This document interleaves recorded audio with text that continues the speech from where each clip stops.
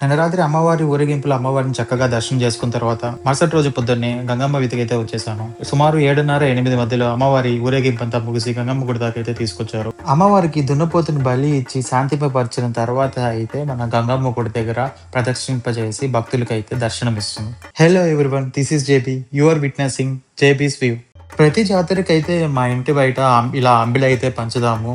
ఇసుక మెత్తలు వేపుడు, మునగాకు తాలింపు, సైడ్ డిష్‌గా అంబిలైతే మా ఫ్యామిలీ మొత్తం తాగి చుట్టుపక్కల వాళ్ళకి అంబిలైతే పోస్తాము. ఇక జాతర అంటే మాంసానికి కొరవే ఉండదు. వేడి వేడి మటన్‌లో ఇడ్లీ నంచుకొని తీసుకుంటే వచ్చే టేస్ట్ నెక్స్ట్ లెవెల్ ఉంటుంది. ఇలా టిఫిన్ అయితే కంప్లీట్ చేసుకొని పొద్దున్నే తెచ్చిన వేపాకులతో మా షణ్వికకైతే ఆ దండైతే రెడీ చేసాము. పోయినసారి షణ్వికకి అమ్మోరు తల్లి పోసినప్పుడు వేపకాపు కట్టి 1000 కన్నుల దుత్తుతో అమ్మవారి దగ్గరికి తీసుకొస్తామని అయితే మొక్కుకున్నాం. మామూలుగానే అల్లరి తట్టుకోలేం. ఈ వేపాకు కట్టడానికి ఆపలు చేసిన అల్లరి ఉంది. ఇక్కడ ఒక గంట అయిపోయింది ఆపలను రెడీ చేయడానికి. ఈ విధంగా ఒళ్ళంతా బొట్లు పెట్టి అయితే వేపాకు అయితే కడతాము. ఫైనల్ గా షణ్వికని అయితే రెడీ చేసాము. సో వేపాకు కట్టుకుని ఈ విధంగా 1000 కన్నుల దుత్తుని నెత్తి మీద పెట్టుకొని అమ్మవారిని దర్శనానికి అయితే వెళ్ళాలి. నా మాస్టర్ స్కూల్ సందులో అయితే వచ్చి బైక్ ఇక్కడ పార్క్ చేసుకొని ఈ రూట్ లో దర్శనానికి అయితే వెళ్ళాము. ఈ రూట్ లో అయితే ఎవరైనా వేపాకు మాల వేసిన వాళ్ళు అయితే త్వరగా దర్శనానికి క్యూ లైన్ లో ముందర నుంచి పంపిస్తారు.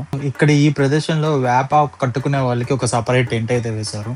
ఇంట్లో కట్టుకోకుండా ఇక్కడ కట్టుకునే వాళ్ళు ఇక్కడ కట్టుకోవచ్చు. అమ్మవారి దర్శనం అయిపోయిన తర్వాత వేపాకు విప్పేసిన తర్వాత ఈ వాటర్ ట్యాంక్ లో ఇక్కడ స్నానం చేపిస్తారనమాట. లేడీస్ సపరేట్ గా లెఫ్ట్ లో వాళ్ళకు సపరేట్ టెంట్ అనేది ఉంది, ఇల్లు లాగా. దాంట్లో పోయి లేడీస్ వేపాకు కట్టుకొని అమ్మవారి దర్శనం అయితే చేసుకోవచ్చు.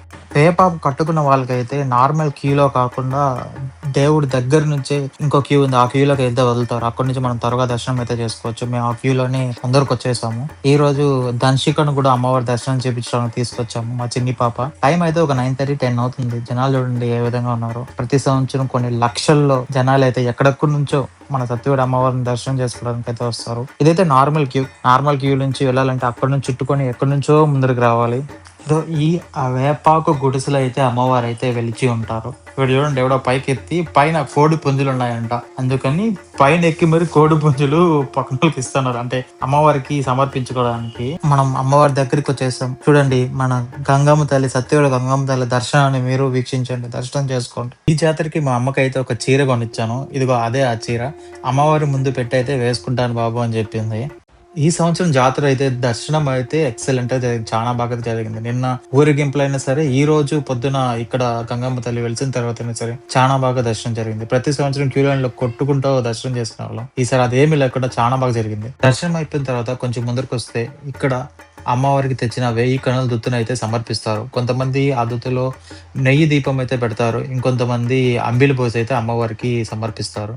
షణ్వికకి వేపాకు అయితే ఇప్పేసాము. సో ఇక్కడ నీళ్ళ బండి ఇక్కడికి వచ్చి స్నానం అయితే చేయించాలి.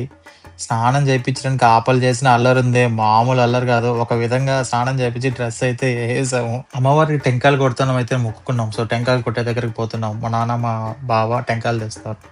పొద్దున దున్నపోతుని అయితే నరికారు కదా, ఇక్కడ చూడండి దాని తలకాయ అయితే ఎలాగ పెట్టారు. ఇక్కడైతే టెంకాయలు కొడతాము. అమ్మవారి కొంచెం ముందర ఇక్కడ టెంకాయలు కొట్టే స్పాట్ అనమాట. బావ అయితే టెంకాయలు తీసుకొచ్చేసారు గోతం నిండా. షణ్వికతో స్టార్ట్ చేశాను టెంకాయలు కొట్టేది. నేను మా బావ కొట్టుడు టెంకాయలు, గోతంలో టెంకాయలు అంతా అయిపోయేంత వరకు.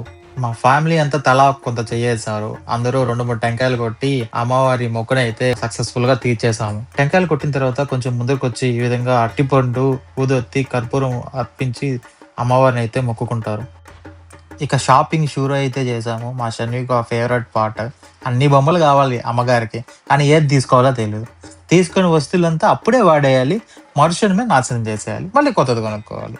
ఇది మా Shanvika. This is Shanvika for you. మా అమ్మ చిన్ని పాప దంచికని తీసుకొని అప్పుడే వెళ్ళిపోయింది ఇంటికి. సో మేమైతే ఇంకా బయలుదేరేసాము ఇంటికి. మన గురించి తెలిసిందేగా, ఎక్కడికైనా వెళ్తే ఫోటోలు తీసుకోవాలి. సో మా కొన్ని మంచి ఫోటోలు ఫ్యామిలీతో అయితే తీసుకున్నాం ఈ జాతరకి మెమరీగా. ఇంటికి వచ్చిన తర్వాత ఇక్కడ ఒక షాకింగ్. పక్కన ఒక చిన్ని పాప వచ్చి చీర కట్టుకొచ్చింది అనమాట. ఇంకా మన షణ్విక నేను కూడా కట్టుకోవాలి అని చెప్పి మన బర్త్డేకి తీసిచ్చిన చీర తీసుకొని ఫుల్ గా ఆ పాపలాగా అలంకారం చేసుకొని దర్శనమిచ్చారు. ఎంత ముద్దుగున్నారు కదా ఇద్దరు 2 బుట్ట బొమ్మల్లా మెరిసిపోతున్నారు చీరలో. ఈ విధంగా జాతర మొదటి సగం రోజు అయితే గడిచిపోయింది. నెక్స్ట్ వీడియోలో జాతర నైట్ ఇప్పుడు ఎలా ఉంటుందో చూపిస్తాను. ఎగ్జిబిషన్, స్టాల్స్ నెక్స్ట్ లెవెల్లో ఉంటుంది. మిస్ కాకండి. So until then, signing off, yours JB.